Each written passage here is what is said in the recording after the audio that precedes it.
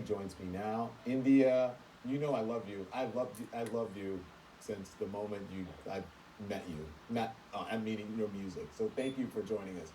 I think I think you have a very nuanced perspective about this, and I really respect it. You say that Joe Rogan has spurred this protest, but it's not actually about him. What's it about, ma'am? I love you too, and you're about to make me cry by playing I Am Light in my intro. Um, so it's about a confluence of energies because there is Joe Rogan, his insensitive language around race. There's that. And there's also Spotify and their treatment of artists, and there's that. I knew about Joe Rogan's insensitive comments around race before because I'm a podcast listener and I had heard many episodes of his podcast. When I learned of his language, I just tuned out on my own.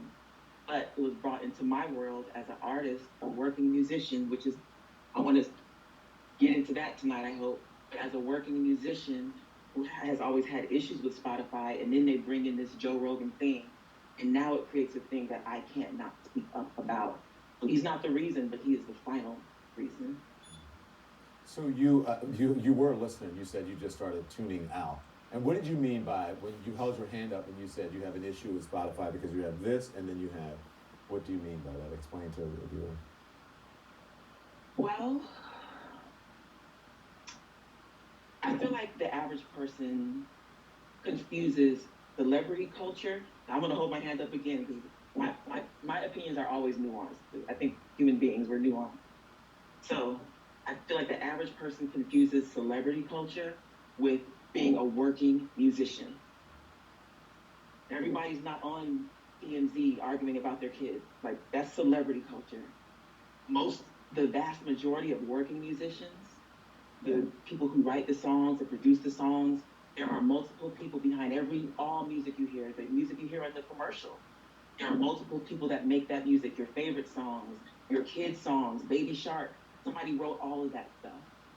And there's been an ongoing argument, is the right word. There's been an ongoing argument and ongoing trials about how now with these digital streaming platforms, how these working artists are paid. And it's so low, and they say, like, it's just how it is. And so we all kind of just like, all right, so we need to do more touring. And then COVID hit and then touring went away. So that's a whole nother nuance, but how it is something we've all lived with for a long time. There's actually a trial coming up where there's still going to be ongoing trials about how to get this rate to be more fair for working musicians. And so there's that conversation, and then there's Spotify comes in, and there's this big payment to this guy that a lot of people find offensive. It doesn't matter what his name is. There's a person here that a lot of people find offensive, and we also find our lack of pay offensive, and that creates a different conversation. Because I can tune out on Joe Rogan on my own. It's fine. I don't have to tell people that what I know. I just don't have to listen.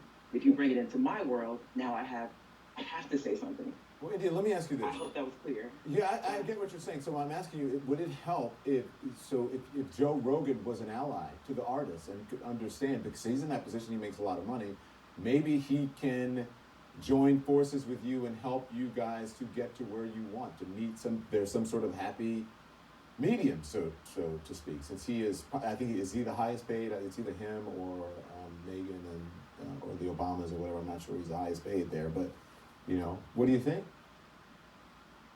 I mean, I think it would be a beautiful thing. It's a beautiful thing when people are allies to each other in any realm. I don't expect that fully, but I have to say, I did think he did a fine job with his apology. He said a lot of the things I would want to hear someone say. I think that stuck out for me most was when he said, "It's not my word to use." Right. And I think change behavior is what we're really looking for. If it went all the way to allyship, that would be wonderful. But also, change behavior would be wonderful too. I want to ask you before you go, when you said it's not our word to use, I always wonder why so many people want to use that word, especially, it seems, he said white people, right? I find like a lot of white guys, it feels like they feel like it's their right to use that word, or why can't I use that word? I'm entitled to use it. Do you understand why? Why do you want to say the word? If you want to say the word, then say it, but then you have to suffer the consequences of actually saying the word. That's it right there.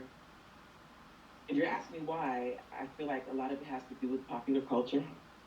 This is now a whole nother nuanced conversation, but it's in a lot of the music. And that's why I think it's important for him to say it's not my word to use, because I have a whole other conversation about it being in the music.